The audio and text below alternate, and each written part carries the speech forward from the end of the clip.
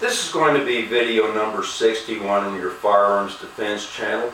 This is going to be a tie-in with video 60, sort of. I think I'm going to run a little over the 5 minutes I would have taken on video 60, though.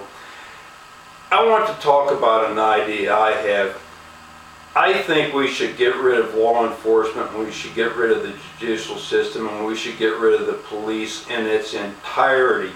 We should get rid of all the government agencies, the IRS, BADF, Alcohol, Bureau of Alcohol, Tobacco, and Firearms, all of the various and assorted government agencies and Gestapo agencies and everything in all of its forms.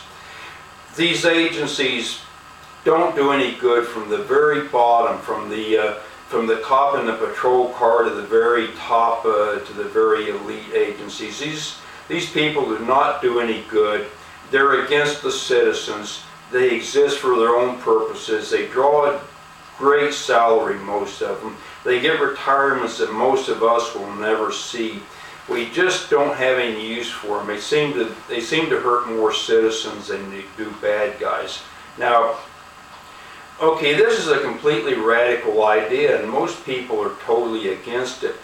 For instance, I'll give you a for instance here. I read a comment on the Lisa Jones murder on one of the videos that I watched about this, and this guy says, well, I live 2 doors down from them, and as bad as that situation was, we'd be a lot worse off without the cops here in Detroit and have the gangs and the drug trade run wild and stuff like that.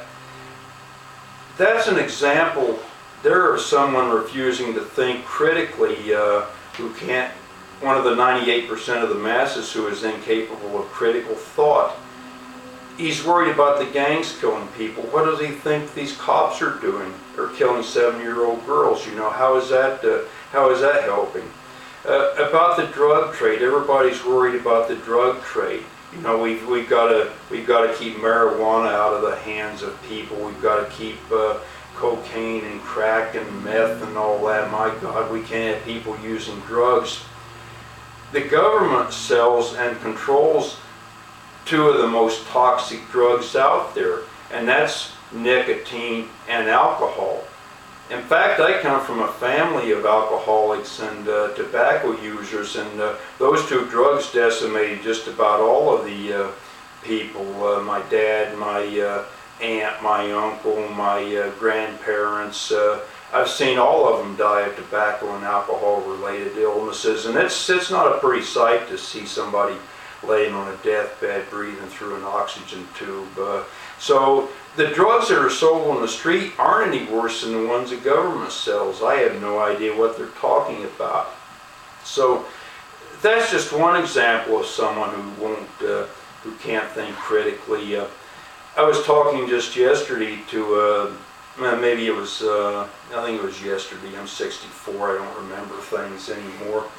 I was talking yesterday to a very nice young lady, and we were talking about some of my views. And by the way, I guess she thought I was pretty radical, because she says, sir, I don't mean to pry into your personal business, but are you a member of any of the militia groups? Well, no, I'm not. I'm not a member of the militias. You know, I don't want to make myself a target, you know, obvious as that is. But anyway, she thought some of my views were pretty radical, because she says, well, what do you advocate to replace the police? And I says, the armed citizen. I says, I advocate doing away with all the concealed carry laws, and I think everybody should just carry.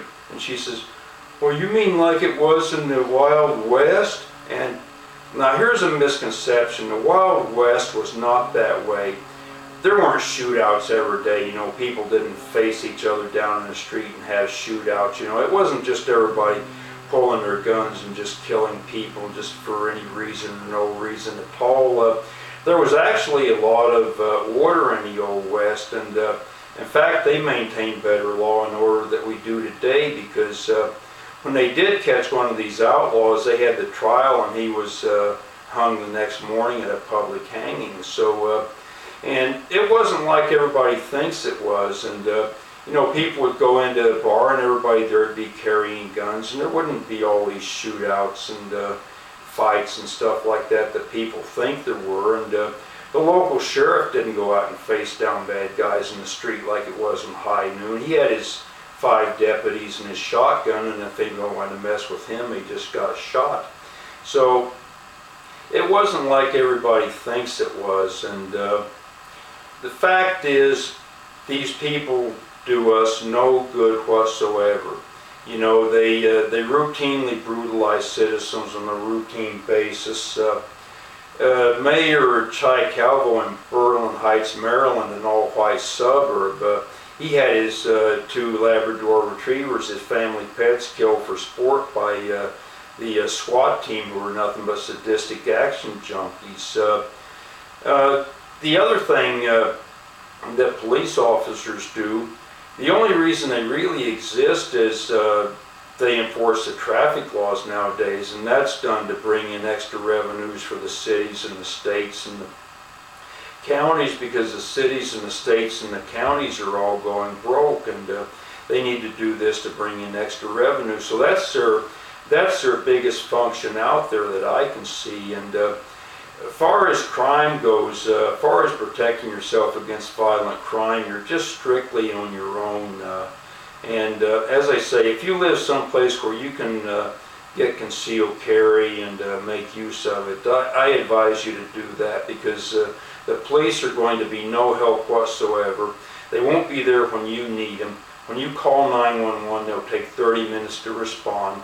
If they do apprehend any of these predatory criminals, the judicial system is just going to let them out on parole in a couple of years, and they'll be right back out there doing it. So we're strictly on our own. And anyway, I'm going to sign off video 61 here, because I've said all I need to say on this video, and I'll see you on number 62.